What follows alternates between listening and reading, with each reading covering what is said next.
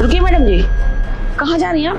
वो आंटी, आज ना इस कंपनी में मेरा इंटरव्यू है, तो बस इंटरव्यू देने जा रही थी। लेकिन मैडम जी, आज तो ऑफिस बंद है, कोई इंटरव्यू नहीं है आज। क्या ऑफिस बंद है? लेकिन आंटी जी, आज ही तो इन लोगों ने मेरे को इंटरव्यू के लिए बुलाया था, और आज इंटरव्यू के लिए बुला करके ये ऑफिस कैसे बंद कर सकते हैं? अब मैडम जी, वो क्या है कि आज हमारे बॉस आए नहीं, तो आज इंटरव्यू नहीं होगा। अरे ऐसे कैसे ये ऑफिस बंद कर सकते हैं? इन्होंने ही मेरे को 30 तारीख की डेट दी थी, और आज 30 तारीख तो है ना, फिर ये ऑफिस कैसे बंद कर सकते हैं?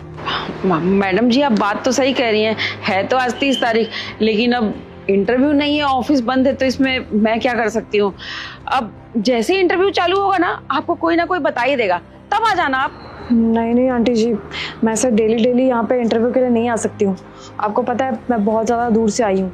आंटी जी, कुछ ऐसा नहीं हो सकता कि मैं आज के आज ही इंटरव्यू दे पाऊँ? हाँ मैडम जी, इसमें हम क्या बोल सकते हैं, जैसा उन लोगों ने बोला मैंने आपको वैसा बता दिया। अब आप देख लो आपको क्या करना है। ठीक है, तो कह रही हैं आप क्या कर सकती हैं, और मैं भी क्या कर सकती हूँ जब ऑफिस ही बंद है। तो यहाँ पे खड़े रह करके क्या ही करूँगी, मैं भी घर ही जाती हूँ। ठीक है आंटी जी। एक मिनट मैडम जी, वो आपसे एक बात बोलूं छोटी सी। हाँ आंटी जी, बताइए ना। ओ, क्या है ना मैडम जी, ये पैसे हैं, गांव में ना मेरा बेटा रहता है, उसको ये पैसे भेजने हैं। वो क्या कहते हैं, वो फोन से जो करते हैं, वो अब पेटीएम, वो कर दीजिए आप मेरे बेटे को। हाँ आंटी जी, मैं कर देती हूँ। वैसे कितने पैसे हैं आंटी? ये पूरे 5,000 है मैडम जी। कितना बताया आंटी आपने? पूरे 5,000 रुपए। पक्का आंटी जी 5,000 है? हाँ मैडम जी, पूरे 5,000 रुपए हैं। लेकिन आंटी जी, ये तो 5500 है। ये लीजिए आपके 500 रुपए। अभी आपका 500 रुपए का नुकसान हो जाता ना। 5500 रुपए? बहुत बहुत शुक्रिया मैडम जी। वो कहा है कि हम पढ़े लिखे नहीं है ना, तो हमको गिनती करने नहीं आती है। अच्छा हुआ जो आप 500 रुपए लौटा दी, वरना आज मेरा नुकसान हो जाता 500 का। कोई बात नहीं आंटी जी, बाकी मैं कर देती हूँ। आप मेरे को नंबर बताइए। मोबाइल नंबर 78 क्या? अब 74 74 36। ठीक है आंटी जी, ये देखिए हो गए आपके पैसे। राहुल नाम है ना आपके बेटे का? मैडम जी, आपने किया है तो कर ही दिया होगा, आप तो पढ़ी लिखी हैं, हमको कहाँ पढ़ने लिखने आता है। हमको तो ये भी नहीं पता ही कितने पैसे थे। अब देखो, आपने मुझे लौटा दिया ना 500 रुपए। कोई बात नहीं आंटी जी, अब मैं चलती हूँ। अब मैडम जी, एक छोटी सी बात और करनी थी आपसे। आपके फाइल में बहुत सारी डिग्रियां होंगी ना, ये हम एक बार देख सकते हैं? कहा है ना मैडम जी, मेरा बेटा ना 12वीं में पढ़ता है, वो पढ़ने में बहुत होशियार है, हमेशा क्लास में ना अव्वल आता है। हम चाहते हैं ना कि अपने बेटे को यहाँ शहर में ले आए, उसको भी खूब पढ़ाएं लिखाएं। तो हम तो पढ़े लिखे हैं नहीं, अब हमको तो समझ में नहीं आता ना कि डिग्री कैसी होती है, क्या होती है। एक बार देख लें आपकी डिग्री। हाँ आंटी जी, ये भी कोई पूछने वाली बात है? ये लीजिए, देख लीजिए। मैडम जी, इसमें तो बहुत कुछ लिखा हुआ है, लगता है आप बहुत पढ़ी लिखी हैं। हाँ आंटी जी, वो क्या है ना, मैं अपने स्कूल की टॉपर थी, और आपको पता है मैं पढ़ाई लिखाई में ना हमेशा से बहुत ज़्यादा होशियार थी। तभी तो इतनी बड़ी कंपनी से मेरे को इंटरव्यू का ऑफर आया था, और मैंने सोचा था आज मेरी नौकरी भी लग जाएगी। पूरी तरीके से तैयारी करके आई थी, बट शायद किस्मत ही नहीं है, तभी तो आज इंटरव्यू नहीं हो रहा मेरा। अगर आपने डिग्रियाँ देख ली हो तो मैं चलती हूँ। ठीक है मैडम जी। मैडम जी, हम भी अपने बेटे को शहर लाएंगे, खूब पढ़ाएंगे लिखाएंगे, आपकी तरह खूब बड़ा इंसान बनाएंगे। कहा है ना मैडम जी, अब हम पढ़े लिखे नहीं है ना, हमको समझ ही नहीं आता कौन सी असली डिग्री है, कौन सी नकली डिग्री है, इसीलिए हम आपकी डिग्री लेके देख रहे थे। वैसे मैडम जी, हमारे मन में ना एक शंका चल रही है, पूछूं आपसे? जी पूछिए आंटी। मैडम जी, आप तो इतनी पढ़ी लिखी हैं, नौकरी भी करती हैं एक जगह, फिर ऐसी क्या मजबूरी हो गई कि आपको इस कंपनी में नौकरी के लिए आना पड़ा? वो क्या है ना आंटी जी, मैं जिस कंपनी में अभी काम करती हूँ ना, वहाँ पे मेरी सैलरी 50,000 रुपये है, और मुझे ना वो सैलरी बिल्कुल भी वर्थ नहीं लगती। क्योंकि आपने मेरी डिग्रियाँ देखी है, मैंने जिस हिसाब की पढ़ाई कर रखी है, जिस हिसाब की मेरी मार्केटिंग स्किल है, उस हिसाब से मेरे को वहाँ पे पे नहीं हो रहा है। मेरे को ऐसा लगता है वहाँ पे ना तो मेरी स्किल्स बेटर हो रही हैं, और ना ही मैं अच्छी तरीके से काम कर पा रही हूँ। इसीलिए तो मैंने इस कंपनी में सोचा था इंटरव्यू देने का, क्योंकि मैंने इस कंपनी के बारे में बहुत कुछ सुन रखा है। तो इसीलिए मैं सोच रही थी कि यहाँ पे इंटरव्यू हो जाता तो यहाँ पे मेरी नौकरी लग जाती, बट अनफॉर्चुनेटली शायद मेरा दिन ही नहीं है। ठीक है आंटी जी, अब मैं चलती हूँ। नमस्ते। अब मैडम जी, बहुत परेशान कर रही हूँ ना आपको। एक आखिरी सवाल और पूछना था, थोड़ी सी मदद और कर देंगी मेरी? कोई बात नहीं आंटी जी, बताइए। का है ना मैडम जी, अभी एक लड़का आया था यहाँ पे, उसने ना ये मुझे पेन बेचे 100 रुपए में। अब मैं इस पेन का क्या ही करूँगी, पढ़ी लिखी तो हूँ नहीं, मुझे लिखना पढ़ना आता नहीं है। आप ले लो, मुझसे 100 रुपए में ले लो, आपके काम भी आ जाएगा। आप तो पढ़ी लिखी हैं, पेन का जरूरत भी होता होगा। 100 रुपए में नहीं लूंगी आंटी जी ये पेन, पूरे 200 रुपए में लूंगी। लेकिन क्यों बेटा? क्योंकि आंटी जी मैं आपको बताती हूँ, आपने ये एक पेन 20 रुपए में खरीदा है, लेकिन मैं भी बस स्टैंड जा रही हूँ, वहाँ पे मैं आराम से ये एक पेन ना 40 रुपए का बेच दूंगी और पूरा का पूरा पैकेट बेचूंगी 400 रुपए का। तो आपका भी फायदा और मेरा भी फायदा। अच्छा, आप ये पेन 40 रुपए में बेच भी देंगी? हाँ आंटी जी, बहुत आराम से बेच दूंगी। वो कहना भी, थोड़ी देर पहले आपने मेरी डिग्रियां देखी थी, ये डिग्रियां ना मेरी सेल्स मार्केटिंग की ही है, मेरे को सेल की अच्छी खासी नॉलेज है। तो बस ये तो मेरे लिए बहुत आसान सा टारगेट है। इसमें आपका भी 100 रुपए का प्रॉफिट और मेरा भी प्रॉफिट। बाकी आपको मैं इसके पैसे दे देती हूँ, आप ये रखिए। 500 रुपए? रुकिए मैं खुले लाती हूँ। अरे मैम, ये कैसे कपड़े पहन रखे आपने, और ये साफ सफाई क्यों कर रही हैं आप? एक्सक्यूज मी सर, आप आंटी को मैम क्यों बोल रहे हो? अरे वो इस कंपनी की बॉस हैं, तो उन्हें मैम नहीं कहूंगा तो और क्या कहूंगा? क्या इस कंपनी की बॉस है?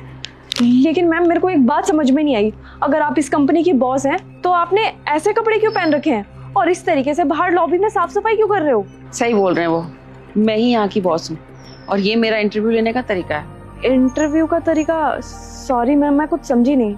मैम, अगर मैं आपका चैम्बर में जाके इंटरव्यू लेती ना, तो आप मुझे अपने सर्टिफिकेट्स दिखा के ये शो करती कि आपसे अच्छा कोई कैंडिडेट हो ही नहीं सकता, आप ही दी बेस्ट हो इस कंपनी के लिए। और मैंने जो यहाँ इंटरव्यू लिया ना, बिल्कुल नेचुरल तरीके से लिया। मैं आपको देखना चाहती थी कि आप इंसान कैसे हो और इस कंपनी को डिजर्व करते हो या नहीं। और मैंने देख लिया, आप एक बहुत अच्छी इंसान हो और इस कंपनी को डिजर्व भी करती हो। और मैंने आपकी डिग्रियां भी देख ली, आप वेल एजुकेटेड हो और वेल क्वालिफाइड भी हो। Well qualified, well educated? Ma'am मेरे अभी भी कुछ समझ में नहीं आया, अभी तो मेरा इंटरव्यू हुआ ही नहीं है, फिर आपको कैसे पता कि मैं वेल क्वालिफाइड हूँ इस कंपनी के लिए? मैं बताती हूँ आपको कि आपने अपना इंटरव्यू कैसे दिया। आपने इंटरव्यू का पहला पड़ाव ऐसे पार किया, आपको भी याद है ना, मैंने आपको भी 5500 रुपए दिए थे और मैंने क्या बोला था, मैंने आपको 5000 रुपए दिए। आपने उसको काउंट किया और मुझे बताया कि मैम ये 5500 रुपए हैं। आप चाहती तो वो 5500 रुपए रख सकती थी ना, पर आपने ऐसा नहीं किया। आपने 5000 गिन के 500 रुपए मुझे वापस किया। इससे क्या पता चलता है कि आप बहुत ऑनेस्ट हैं, ईमानदार हैं इस कंपनी के लिए। और सेकंड पड़ाव ये था, जब मैंने आपकी डिग्रियां देखी, मैंने देखा आप काफ़ी पढ़ी लिखी हैं, वेल क्वालिफाइड हैं और इस कंपनी को डिजर्व करती हैं। और थर्ड पड़ाव वो था, जब मैंने आपको अपने पेन दिए बेचने के लिए। मैंने क्या बोला, मैंने ये पेन 100 रुपए में खरीदे हैं। आपने बोला मैं इस पेन को 200 रुपए में लूँगी और 40 रुपए में बेच दूंगी। इससे क्या पता चलता है, इससे पता चलता है कि आपकी सेल्स मार्केटिंग भी बहुत अच्छी है। आपने अपना भी फायदा करवाया और मेरा भी फायदा करवाया। तो इससे पता चलता है कि आप कंपनी को कभी नुकसान नहीं होने देंगी। आपकी सेल्स स्किल्स बहुत अच्छी हैं और आप इस कंपनी के लिए बेस्ट कैंडिडेट हैं। तो बस मेरे इंटरव्यू लेने का यही तरीका था। मैंने देख लिया आप इस कंपनी के लिए वेल डिजर्व हैं और बेस्ट कैंडिडेट हैं। तो कॉन्ग्रेचुलेशंस, आपका सिलेक्शन हो चुका है और आपकी सैलरी होगी 90,000। तो मिलते हैं कल सुबह sharp 9 o'clock। Thank you so much ma'am. आपको पता है मैंने पहली बार इस तरीके का इंटरव्यू दिया है, तभी तो मैं इस कंपनी में इंटरव्यू देने आई थी। मैंने ना इस कंपनी के बारे में बहुत कुछ सुना हुआ है कि यहाँ पे किस तरीके से आपकी स्किल्स को और बेटर करते हैं और स्टाफ का कितना ख्याल रखा जाता है। और आज मैंने अपनी आंखों से देख भी लिया ma'am. Thank you so much. It's okay, but कल से टाइम पे आ जाना 9 o'clock। Sure ma'am, thank you so much, कल मिलते हैं।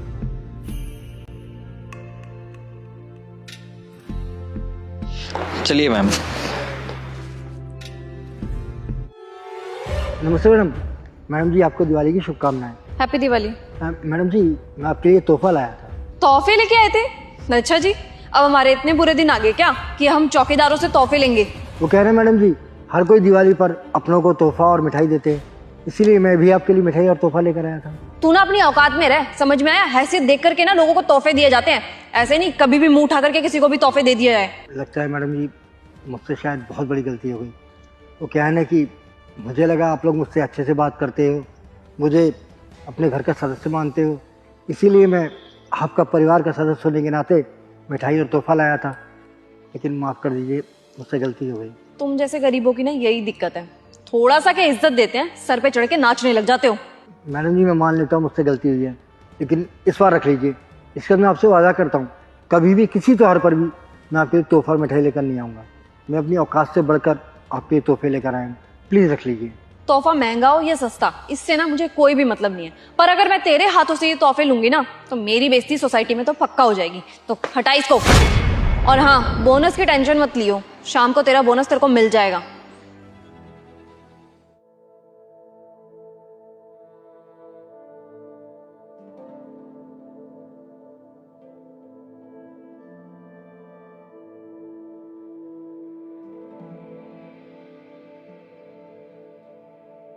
अंकल जी कैसे हैं आप?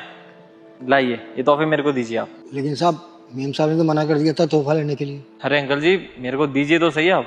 उसने नहीं लिए तो क्या हुआ, मैं तो ले रहा हूँ ना, लाइए। साहब मैं तो बड़े प्यार से आप लोगों के लिए तोहफा लेकर आया था, लेकिन मेम साहब ने मुझे एहसास करा दिया कि मैं गरीब हूँ, आप जैसे बड़े लोगों को तोहफा देने के लायक नहीं हूँ। अरे अंकल जी ऐसी कोई बात नहीं है, त्योहारों में तो सभी अपनों को गिफ्ट देते हैं और आप तो हमारी फैमिली का हिस्सा हो। और उसने जो आपके साथ बदतमीजी की है ना, उसके लिए मैं आपसे माफ़ी मांगता हूँ। और हाँ, मैं उसको भी बोलूँगा, वो भी आपसे माफ़ी मांगेगी। बाकी अंकल जी तोहफे तो सच में बहुत महंगे हैं, इनके लिए बहुत बहुत धन्यवाद। मैं चलता हूँ, हैप्पी दिवाली। साहब आपको भी बहुत बहुत मुबारक।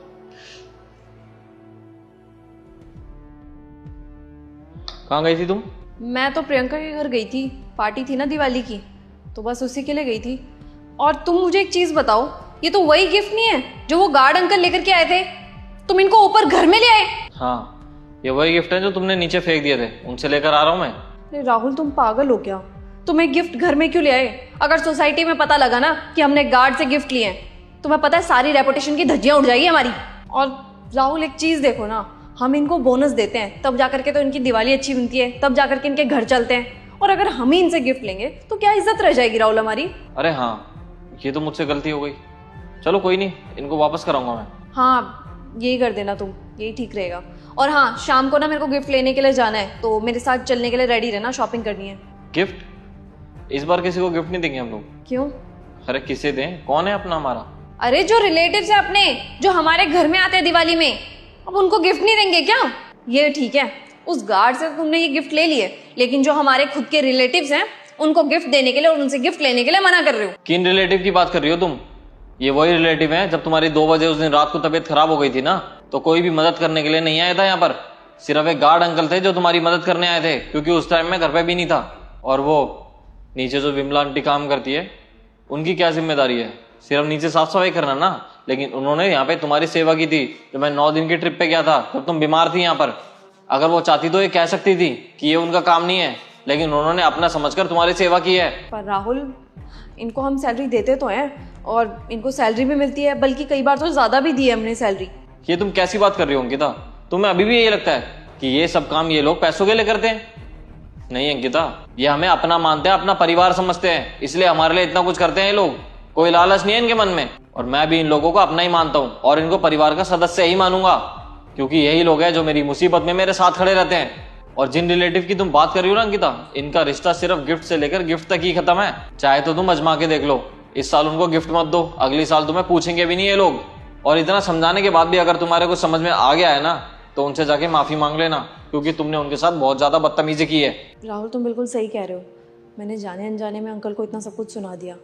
बल्कि तुम देखो ना, इतना टाइम तुम ऑफिस में रहते हो, कभी कभी तो बिजनेस ट्रिप में बाहर भी जाते हो, तो यहाँ पे तो सिर्फ अंकल होते हैं ना मेरी हेल्प के लिए। और कभी भी अंकल को बोल दो, वो हमेशा खड़े रहते हैं मेरी हेल्प के लिए, चाहे वो कितना भी छोटा काम हो या कितना भी बड़ा काम, वो कभी भी मना नहीं करते मुझे।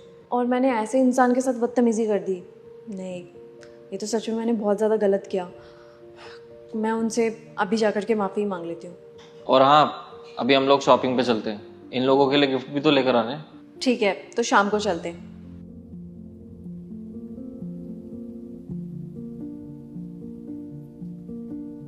सर ये लीजिए आप इस महीने की सैलरी। सैलरी? सैलरी तो मैंने तुम्हें दी थी, तुम मेरे को वापस क्यों दे रहे हो? हाँ मुझे पता है कि ये सैलरी मुझे आपने दी है, लेकिन मैं ये सैलरी आपको देना चाहता हूँ, इससे आपकी मदद हो जाएगी। लीजिए। लेकिन तुम्हें मदद करनी क्यों है मेरी? मैंने तुमसे पैसे मांगे हैं क्या? जो तुम मेरे को अपनी सैलरी दे रहे हो, ये तो तुम्हारी मेहनत के पैसे हैं ना, ये तुम मुझे वापस क्यों दे रहे हो? मानता हूँ सर, ये मेरी मेहनत के पैसे हैं और आपने मुझसे कोई मदद नहीं मांगी, लेकिन मैं जानता हूँ कि इस वक्त आपको पैसों की बहुत ज़्यादा ज़रूरत है। बस जितना हो पा रहा है मुझसे मैं उतना कर रहा हूँ। आप अगर ये रख लेंगे पैसे तो मुझे अच्छा लगेगा। तुम्हें किसने बोला? और मान लिया अगर मेरे को पैसों की ज़रूरत है भी, तो तुम अपनी सैलरी मेरे को क्यों दोगे? देखिए सर, मुझे पता है कि आप अभी हिचकिचा रहे हैं। आपको लग रहा होगा कि मैं एक ड्राइवर हूँ मामूली सा और मैं आपको ये पैसे दे रहा हूँ, तो शायद आपको अच्छा ना लगे, लेकिन आज के टाइम पे छोटा बड़ा कौन देखता है। मुझसे जैसी मदद हो पाएगी मैं उतनी तो मदद करूँगा ना आपकी। आप अगर ये पैसे रख लेंगे तो अच्छा रहेगा। और वैसे भी सर, ये पैसे मैं आपको ऐसे ही नहीं दे रहा हूँ। दरअसल क्या है कि मुझे ये नौकरी छोड़नी है। सब समझ गया मैं। ज़रूर हमारी कोई बात बुरी लगी है तुम्हें, इसलिए तुम ये नौकरी छोड़ रहे हो और ये पैसे वापस दे रहे हो ना मुझे। नहीं सर, मुझे किसी की बातों का कोई भी बुरा नहीं लगा है। बस मैं ये नौकरी छोड़ना चाहता हूँ, इसलिए ये पैसे आपको दे रहा हूँ वापस। क्या बोले जा रहे हो तुम जतिन? एक बार पूरी बात बताओ मुझे। दरअसल क्या है कि मैं बस इतना चाहता हूँ कि आपकी इन पैसों से मदद हो जाएगी, बस इसलिए ये पैसे आपको लौटा रहा हूँ, ताकि मुझे भी अच्छा लगेगा और आपकी कुछ मदद हो जाएगी। अरे लेकिन मैंने तुमसे मदद मांगी नहीं है, क्या बोले जा रहे हो तुम? रुको जतिन, तुम्हें ये पैसे देने की कोई ज़रूरत नहीं है। क्या मतलब? तुम्हें पता है कि ये पैसे मेरे को क्यों दे रहा है? हाँ, मुझे पता है कि ये आपको पैसे क्यों दे रहा है। अंकिता, ये सब क्या चल रहा है? ये मेरे को पैसे वापस दे रहा है और तुम्हें सब कुछ पता है। चल क्या रहा है यहाँ पर? मैं आपको पूरी बात बताती हूँ।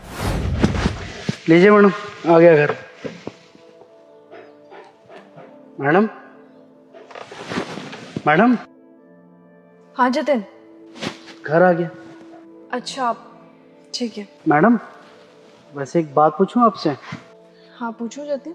वो आप आजकल काफ़ी परेशान लगते हो, कोई बात हुई है क्या? नहीं, ऐसा कुछ नहीं हुआ है, बस कुछ सोच रही थी। देखिए, आप बता सकते हो अगर आपको कोई प्रॉब्लम है तो, क्या पता मैं आपकी मदद कर सकूं। जतिन, ऐसा कुछ हुआ भी तो नहीं है जो तुम सॉल्व कर सको। दिक्कत कुछ ज़्यादा ही बड़ी है। कोई बात नहीं, शायद आप कुछ छुपाना चाह रहे हो मुझसे। नहीं जतिन, तुमसे तो क्या ही छुपाना। एक्चुअली बात यह है कि हम काफ़ी टाइम से ना पैसों की तंगी से जूझ रहे हैं। अभी तुम्हें पता ही है, तुम्हारे साहब का जो बिज़नेस था उसमें एक पार्टनर भी था। वो पार्टनर तुम्हारे साहब को धोखा दे के चला गया है। और तुम्हें तो पता ही है, मार्केट में सारे राहुल को जानते हैं, उसके पार्टनर को नहीं। और राहुल के पार्टनर ने क्या किया, मार्केट में इतना बड़ा लोन लिया है, वो भी राहुल के नाम पे, और कहीं फरार हो गया है। समझ में नहीं आ रहा क्या करें। आए दिन कोई ना कोई लेनदार हमारे घर के आगे खड़ा रहता है कि इतने पैसे बनते हैं हमारे, ये पैसे दे दो। समझ में नहीं आता क्या चल रहा है। पैसे दे दे के थक गए हैं, लेकिन अभी तक उसका लोन ही ख़त्म नहीं हो रहा है। और कब तक ये सीन चलेगा मेरे को तो ये भी समझ में नहीं आ रहा है। प्लीज़ जतिन, तुम्हें किसी से भी शेयर मत करना, तुम्हें भरोसे के साथ बता रही हूँ। अभी तक हमने ये किसी को बताया नहीं है कि वो पार्टनर धोखाधड़ी करके भाग गया है, क्योंकि अगर मार्केट में ये खबर फैल गई तो हमारी कंपनी और राहुल की बहुत ज़्यादा बदनामी होगी। अरे नहीं मैडम, कैसी बात कर रहे हो आप? मैं भला ये सारी बातें बाहर क्यों शेयर करूँगा? आप खुद मेरे परिवार जैसे हो। आपकी मुसीबत मेरी भी तो मुसीबत ही है ना। आप चिंता मत कीजिए, मैं कोई भी ऐसा काम नहीं करूँगा जिससे राहुल सर की मार्केट में कोई बदनामी हो। ठीक है। जतिन, तुम मेरे बारे में इतना सोच रहे हो, मुझे जानकर सच में बहुत खुशी हुई। लेकिन ये तुम्हारी मेहनत के पैसे हैं, ये तुम अपने पास ही रखो। हमारा क्या है, अभी थोड़ा समय खराब चल रहा है, भगवान ने चाहा तो अच्छा समय भी आएगा, और यही तो जिंदगी का पड़ाव है। अगर अच्छा समय हम दोनों ने साथ में देखा है तो बुरा भी तो देखना पड़ेगा ना। हर वक्त एक जैसा थोड़ी ना चलता है। तो इसीलिए तुम ये पैसे अपने पास रखो, कोई ज़रूरत नहीं है वापस देने की। और वैसे भी अभी इतने भी बुरे दिन नहीं आए, अभी थोड़ी बहुत सेविंग्स है हमारे पास, हम उससे गुजारा कर लेंगे। और बात रही भेदभाव की, तो मैं कभी भी छोटे बड़े में भेदभाव नहीं करता। अगर मेरे को कभी भी पैसों की ज़रूरत हुई, मैं तुमसे सामने से मांग लूँ। दरअसल क्या है ना सर, कि पिछले 10 सालों से आपकी नौकरी कर रहे हैं, और नौकर नहीं बल्कि आप लोगों ने एक फैमिली का सदस्य समझा है मुझे। हमेशा हर चीज़ में मदद की है हमारी, कई बार अपने बिना बोले एडवांस भी दिया है हमारी परिस्थिति को समझते हुए। और वो चीज़ कैसे भूल सकते हैं जब हमारी बच्ची बीमार थी। अरे पैसों से तो कोई भी मदद कर सकता है, लेकिन आप दोनों दिन रात उसकी सेवा में लगे रहते थे। अस्पताल में हमसे ज़्यादा तो आप ही दोनों भाग दौड़ किए हैं। मुझे तो लगता था कि उसके दूसरे माँ बाप आप ही हैं। आप लोगों ने हमारा बुरे वक्त में इतना साथ दिया है, तो क्या हम आपको ऐसे ही छोड़ देते? बस इसलिए हमसे जो बन पाया हमने सोचा कि आपको दे दे, आपकी उतनी मदद तो हो ही सकती है ना। और क्या है ना, दिवाली हमारे लिए नहीं है ना, आप लोगों के लिए भी दिवाली है, तो हम तो चाहते हैं कि ये दिवाली सबके लिए अच्छी हो, बस इसीलिए आपकी मदद करना चाह रहे थे सर। जतिन, वैसे एक बात बोलूं, तुम 10 साल से हमारे लिए काम कर रहे हो, लेकिन तुम्हारे जितना ईमानदार आदमी मैंने कभी भी नहीं देखा। आज तुमने ये साबित कर दिया कि तुम हमारे लिए यहाँ पे सिर्फ काम ही नहीं कर रहे हो, बल्कि तुम हमारी फैमिली का हिस्सा बन चुके हो। क्योंकि आज जो तुमने ये किया है ना, ये सिर्फ और सिर्फ एक फैमिली का सदस्य ही कर सकता है। और thank you so much Jatin, हमारे लिए इतना कुछ सोचने के लिए। और हाँ, चिंता मत करना, ये पैसे तुम रख सकते हो, हम कुछ ना कुछ देख लेंगे। और हम भी यही चाहते हैं कि तुम्हारी और तुम्हारी फैमिली की दिवाली भी बहुत अच्छे से मने। Happy Diwali. Happy Diwali ma'am sir, happy Diwali sir. ठीक है Jatin, thank you so much. चलते हैं हम लोग।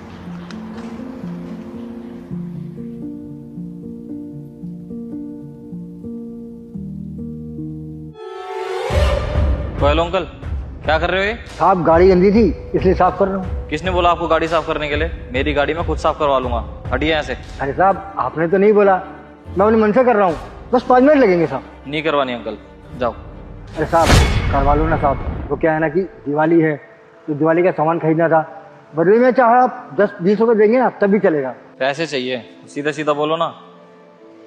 ये लो। नहीं साहब, मुझे ऐसे पैसे नहीं चाहिए, जो कमाऊंगा अपनी मेहनत से कमाऊंगा। हो सकता है साहब आपको मेरी मेहनत की जरूरत ना हो, किसी और को होगी। अच्छा साहब चलता हूँ। अंकल, आपसे 2 मिनट कुछ बात करनी थी, कर सकते हैं क्या? हाँ जी साहब कहिए। अंकल, आप भीख नहीं मांगते और इतने बुजुर्ग हो के ये काम कर रहे हो, आपके घर में बच्चे नहीं है क्या? बच्चों का मसला ही तो है साहब, वरना कोई बेवकूफ़ तो हूँ नहीं मैं जो बुढ़ापे में लोगों की गाड़ियाँ साफ करता फिरूंगा। मतलब हम कुछ समझे नहीं। वो क्या है ना बेटा, घर में दामाद और बेटी आए हुए हैं, अब दिवाली है तो सब लोगों का अपने अपने घर जाने का मन तो करते ही है ना।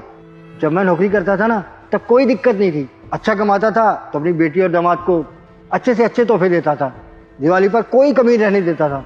लेकिन जब से नौकरी छूटी है ना तब से अपने बेटे पर निर्भर हो गया हूँ।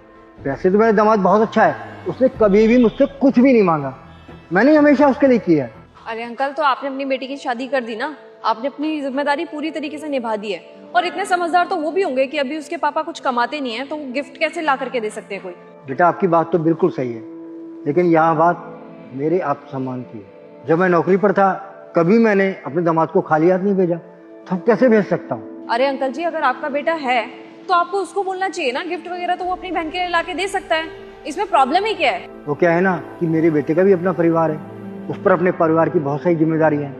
अब खुद आप सोचिए कि अगर मैं अपने बेटे को कहूँगा कि अपनी बहन के लिए अच्छा कोई तोहफा लेकर दे तो शायद वो भड़क जाए मुझ पर, क्योंकि मेरे बेटे पर सिर्फ अपने परिवार की जिम्मेदारी नहीं है, मेरी भी जिम्मेदारी है। अब बूढ़ा हो गया हूँ तो मेरी दवा दारू का खर्चा भी तो मेरा बेटा ही उठाता है, इसलिए मैं नहीं चाहता कि मैं अपनी बेटी की जिम्मेदारी भी अपने बेटे पर डालूँ।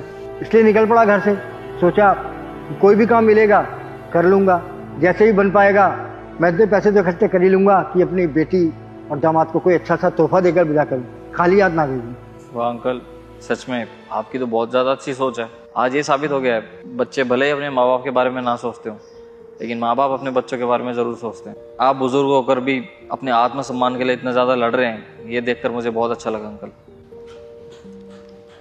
ये लीजिए अंकल जी, आपकी मेहनत के पैसे। लेकिन साहब अभी तो मैंने गाड़ी पूरी तरह से साफ भी नहीं की है, जब गाड़ी साफ हो जाएगी तब आपसे मेहनताना लूंगा। एक काम कीजिए अंकल, ये लीजिए आप 500 रुपये। आप एक काम करो, मेरी गाड़ी अंदर और बाहर दोनों तरफ से साफ कर देना। जी साहब अभी कर देता। वैसे अंकल जी, अगर आप बुरा ना माने तो मैं आपको परमानेंट जॉब दे सकता हूँ। अरे नहीं साहब, मैं अपनी मर्जी का मालिक हूँ, रिटायर हो चुका हूँ, ये काम तो मैं खुशी से कर रहा हूँ। अब आप मुझे नौकर बना रहे हैं, और वैसे भी साहब मुझे किसी का एहसान नहीं चाहिए। नहीं अंकल जी, एहसान नहीं कर रहा हूँ, दरअसल ज़रूरत है मुझे, इसलिए आपसे कह रहा हूँ।